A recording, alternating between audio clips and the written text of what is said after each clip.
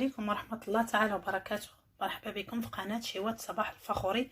كنشكر كل مشجعين ومتتبعين القناة ديالي على الكلام الحلو، وكنتمنى نكون خفيفة عليكم ويدوم التواصل بيننا. اليوم ان شاء الله غنقدم لكم أكلة خفيفة صيفية ولذيذة بزاف، وهي المعكرونة بالفلفل الأخضر مشوي والقرع الأخضر كذلك مشوي والحبة. خليكم معايا نشوفوا المقادير وطريقة التحضير ان شاء الله. بسم الله. في المقادير كنحتاجو المعكرونه 250 غرام، والكميه ديالها كتختلف على حسب عدد افراد العائله. انا اختاريت هذا الشكل على شكل بابيون، يمكن تعزلوا نتوما الشكل اللي بغيتو.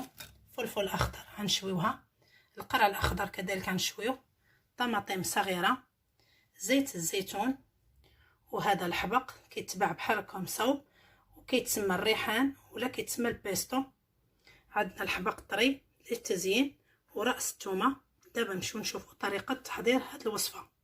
بسم الله. اول حاجه غندير الماء يسخن وندير فيه زيت الزيتون وشويه الملحه، وغندير فيه وريقات ديال الحبق، وغنسلق لي بات ديالي حساب هذيك ربع ساعه يبقاو شويه الدينتي. ابري غنشوي الفلفله وغنشوي كذلك القرعه وهاد الطماطم الصغيره، غنديرها مع شويه زيت الزيتون ومع راس الثومه في المقله وغنصوطيهم ونوريكم باقي المقادير ان شاء الله كلشي. بعد ما كيطيب لنا الماء على هذا الشكل كيف درت معكم في الوصفه السابقه، كنزيدوا شويه زيت الزيتون وكنضيف كذلك قليل من الملح، وكنضيف هذاك راس الثومه فرقته على جوج، النص غنديرو مع الطماطم الصغيره والنص غنديرو مع لي بات، وغنضيف لي بات ديالي. بسم الله. بالاضافه غنضيف وريقات الحبق حتى هما غنضيفهم يتسلقوا مع لي بات، وغنخليها تسلق ما تطيبش مزيان، تبقى شويه شاده في راسها على شكل الدينتي شويه قاصحه، ومن بعد نصفيها ان شاء الله. بالنسبه للطماطم الصغيره درتها في المقله ديالي، ضفت ليها الثومه قطعه صغيره والقليل من الحبق، وغنزيد لها كذلك زيت الزيتون، وغنخليها شويه تصوطه في هذا الزيت طيب شويه. وكذلك كناخذوا هذا العود وكنحاول نتقبوها تقيبه بحال هكا ولا جوج الفل وحده باش شويه كتنفس لينا ما كتديرش، ومن بعد غنوريكم كيفاش جات في الطياب ديالها ان شاء الله. بالنسبه للقرع الاخضر انا قطعته في هذه الماكينه على هذا الموس بحال هكا، وحصلت على هذا الشكل بحال هكا حتى نشويها باش ما تاخذش وقت كتير في الطياب. يمكن ديروها دائريه ولا اللي بغيتو نتوما الشكل اللي بغيتو. غنكمل التقطاع ديالها ونوريكم كيفاش غنشويها ان شاء الله. بالنسبه للقرع الاخضر قطعته على هذا الشكل كيف وريتكم، كنديروا ليه القليل من زيت الزيتون غير شويه من الفوق، وكنديروا ليه كذلك القليل من الزعتر كيجي لذيذ بزاف هذا القرع الاخضر على هذه الطريقه. شويه الملحه ما نديروش الملحه بزاف، وكنخلطوا جميع العناصر وكنوضعوها في هذه الماكينه اللي كنديروا فيها الشوا ولا كنديروا فيها اي حاجه بغينا. كنفرشوا ليه ورق الطبخ على هذا الشكل من التحت وورق الطبخ من الفوق باش ما يلصقش لينا في الماكينه. كنحصلوا ليه على هذا الشكل كيتشوى بهذه الطريقه، كيجي لذيذ بزاف وزوين. انا كنستعملو دائما، كنديرو في قاروره الزجاج وكنحتفظ به الوقت اللي بغيت نديرو نقدمو مع اي حاجه بحال شلاضه، كنرافقو مع المأكولات ديالي كيجي لذيذ بزاف. وحتى في لي بات ديال اليوم ان شاء الله غيعجبكم بزاف الا جربتوه.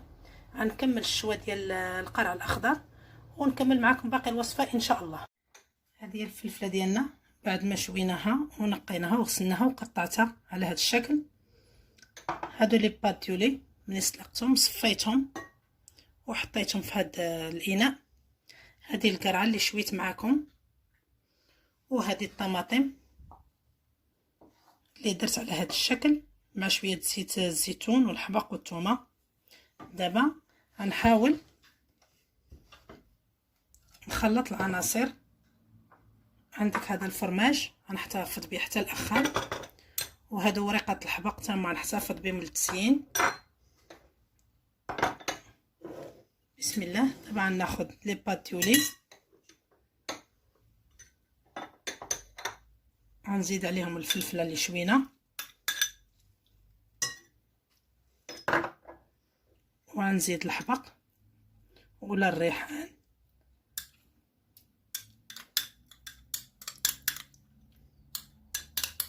هاد الوصفه كتوجدوها في ساعه، سريعه بزاف وزوينه. يمكن تكتفيو غير بالحبق الا بغيتو، بلا ما تضيفوا الفلفله والقرعه، غير الحبق والفرماج. انا كنزيد هاد الخضره على حساب الوليدات وعلى حساب نستافدوا منها. نزيد طماطم من بعد ما درتها في هاد الزيت، طيبتها جات على هاد الشكل زوينه. وغنزيد كذلك القرعه اللي شويت. بسم الله. كتجي لذيذه، غير هاد القرعه بوحدها كتجي لذيذه بزاف فنه مع الزعتر وزيت العود. غنحتفظ بهادو باش نزين بهم. دابا غنخلط، نزيد شويه زيت الزيتون،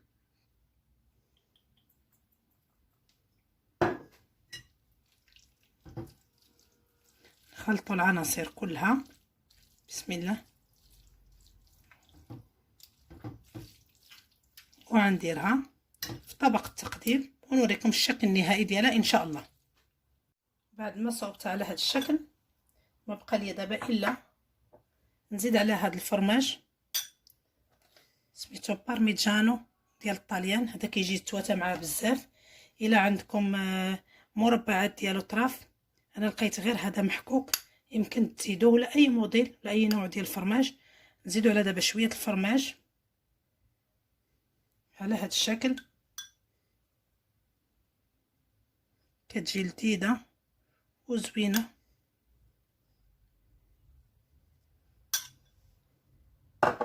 وغنضيف كذلك هذا ورقه الحبق على هذا الشكل،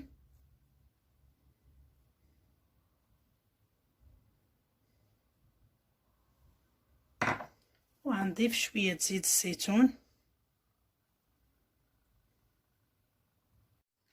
هذا هو الشكل النهائي ديال الطبق ديالنا ديال اليوم، المعكرونه بالقرعه مشويه وبالفلفل وبالحبق.